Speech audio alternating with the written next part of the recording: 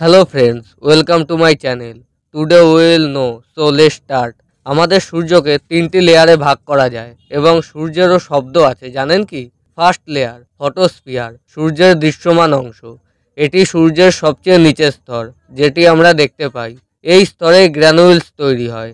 এই স্তরের তাপমাত্রা প্রায় 5500 ডিগ্রি সেলসিয়াস। সানস্পট এখানেই তৈরি হয়। সেকেন্ড লেয়ার ক্রোমোস্ফিয়ার, সূর্যের রক্তিম আভা। এই স্তরটি সাধারণত আমরা দেখতে পাই না, তবে সূর্যগ্রহণের সময় এটি লালচে আভা তৈরি করে। এটি 2000 থেকে 3000 কিমি পুরু হয় এবং এর তাপমাত্রা 10,000 ডিগ্রি পর্যন্ত হতে পারে। থার্ড লেয়ার করোনা, যেটাকে সূর্যের মুকুটও বলা হয়। এটি সূর্যের বাইরের স্তর, যেখানে তাপমাত্রা সবচেয়ে বেশি। এই স্তরে তাপমাত্রা কখনো কখনো 20 লক্ষ ডিগ্রি সেলসিয়াস পর্যন্ত হয়ে যায়। অবিশ্বাস্য হলেও সত্য, করোনার তাপমাত্রা ভেতরের অংশের চেয়েও বেশি। এই রহস্য বিজ্ঞানীদের সবসময় ভাবিয়ে তোলে।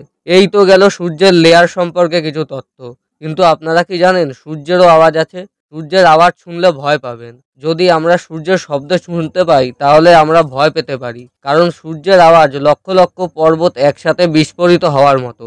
তবে সৌভাগ্যবশত এই শব্দ আমাদের কানে পৌঁছায় না, কারণ মহাকাশে শব্দ প্রতিফলিত হয় না।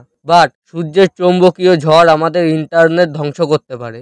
এটি বিশাল সৌরঝড় যদি পৃথিবীর দিকে আসে তাহলে আমাদের স্যাটেলাইট, বিদ্যুৎ ব্যবস্থা, এমনকি ইন্টারনেটও বন্ধ হয়ে যেতে পারে।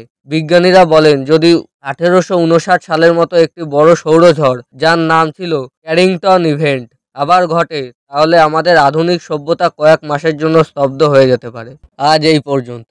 ভিডিওটি যদি ভালো লাগে তাহলে একটি লাইক করে চ্যানেলটি সাবস্ক্রাইব করে নোটিফিকেশন অন করে দেবেন, এবং যদি ফেসবুক থেকে দেখে থাকেন তাহলে ফলো করে পাশে থাকবেন। Thank you watching the video. See you in the next video. জয় হিন্দ।